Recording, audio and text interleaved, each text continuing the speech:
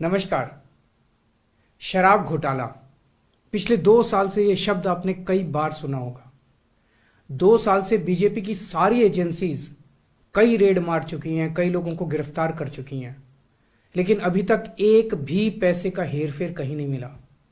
कहीं से एक भी पैसा नहीं मिला। अगर भ्रष्टाचार वाकई हुआ है तो इतने करोड़ों रुपए गए कहां? क्या सारा पैसा हवा में गायब हो गया?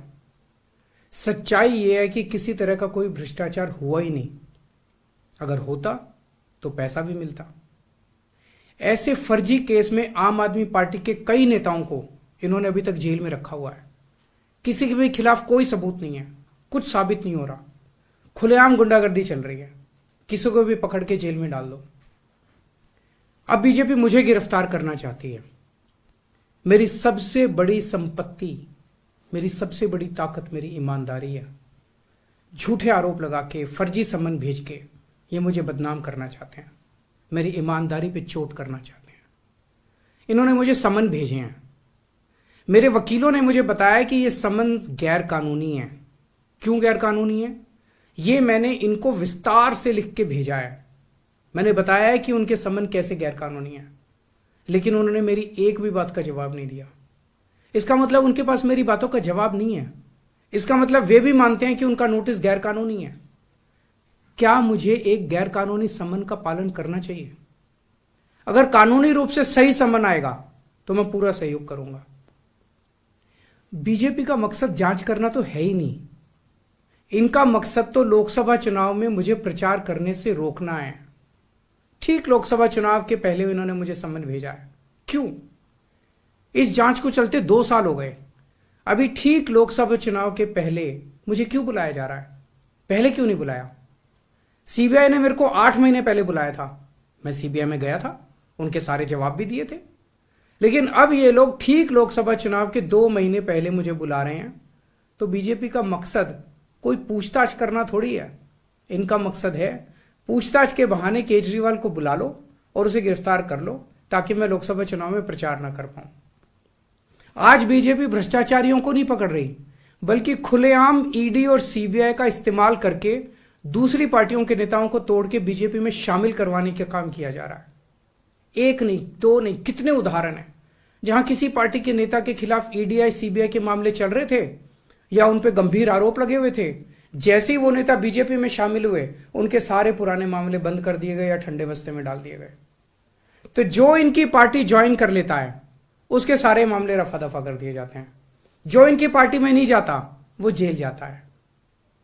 आज मनीष सिसोदिया, संजय सिंह और विजय नायर इसलिए जेल में नहीं है कि उन्होंने भ्रष्टाचार किया है, वो इसलिए जेल में है क्योंकि उन्होंने बीजेपी में शामिल होने से इंकार कर दिया है। आज हम बीजेपी का मुकाबला क्यों कर पा रहे हैं? क्योंकि हमने कोई भ्रष्टाचार नहीं किया। अगर हमने जरा सा भी गलत काम किया होता तो दूसरे भ्रष्टाचारी नेताओं की तरह आज भी हम बीजेपी में शामिल हो चुके तो होते आज तक। इस तरह देश के ईमानदार नेताओं को जेल में डाल के और भ्रष्टाचारियों को अपनी पार्टी में शामिल करवा के ऐसे तो देश आगे नहीं बढ़ सकता। ये क्या चल रहा है? ये जो कुछ भी चल रहा है बहुत खतरनाक है। ये हमारे जनतंत्र के लिए बहुत गलत है। इसे रोकना होगा। मैं हमेशा देश के लिए लड़ा हूं। मेरा तन मन धन देश के लिए है। मेरी एक एक सांस देश के लिए है। मेरी खून की एक एक बूंद देश के लिए है। मेरे शरीर का एक एक कतरा देश के लिए समर्पित है। हमें मिलकर देश को बचाना है। मैं पूरी जी जान से इनके खिलाफ लड़ रहा हूं। आपका साथ चाहिए।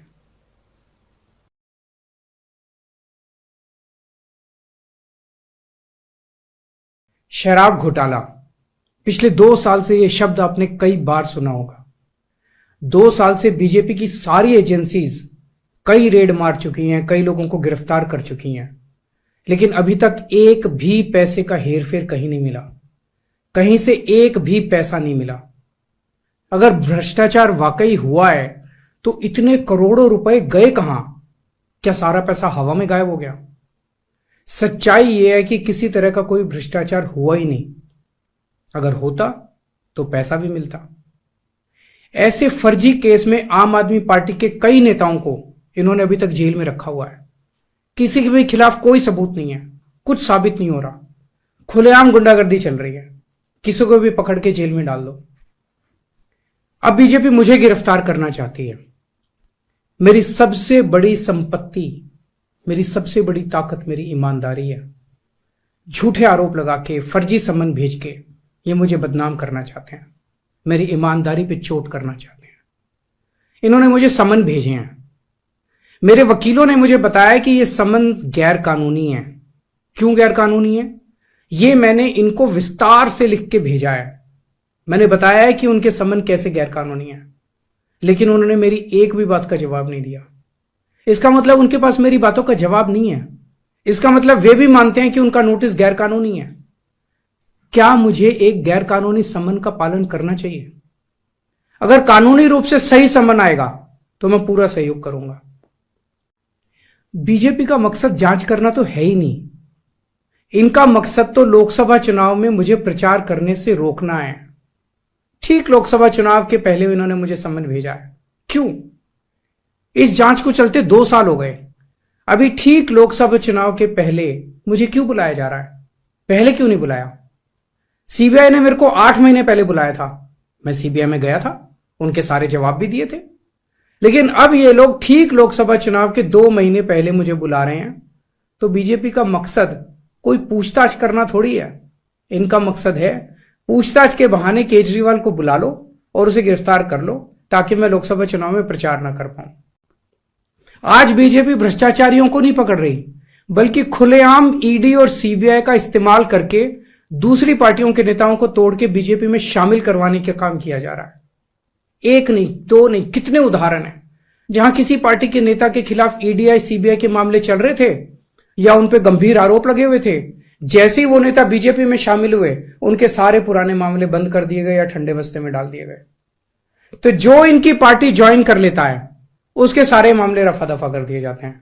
जो इनकी पार्टी में नहीं जाता, वो जेल जाता है। आज मनीष सिसोदिया, संजय सिंह और विजय नायर इसलिए जेल में नहीं है कि उन्होंने भ्रष्टाचार किया है। वो इसलिए जेल में है क्योंकि उन्होंने बीजेपी में शामिल होने से इंकार कर दिया है। आज हम बीजेपी का मुकाबला क्यों कर पा रहे हैं? क्योंकि हमने कोई भ्रष्टाचार नहीं किया। अगर हमने जरा सा भी गलत काम किया होता तो दूसरे भ्रष्टाचारी नेताओं की तरह आज भी हम बीजेपी में शामिल हो चुके होते आज तक। इस तरह देश के ईमानदार नेताओं को जेल में डाल के और भ्रष्टाचारियों को अपनी पार्टी में शामिल करवा के, ऐसे तो देश आगे नहीं बढ़ सकता। ये क्या चल रहा है? ये जो कुछ भी चल रहा है बहुत खतरनाक है। ये हमारे जनतंत्र के लिए बहुत गलत है। इसे रोकना होगा। मैं हमेशा देश के लिए लड़ा हूं। मेरा तन मन धन देश के लिए है। मेरी एक एक सांस देश के लिए है। मेरी खून की एक एक बूंद देश के लिए है। मेरे शरीर का एक एक कतरा देश के लिए समर्पित है। हमें मिलकर देश को बचाना है। मैं पूरी जी जान से इनके खिलाफ लड़ रहा हूं। आपका साथ चाहिए।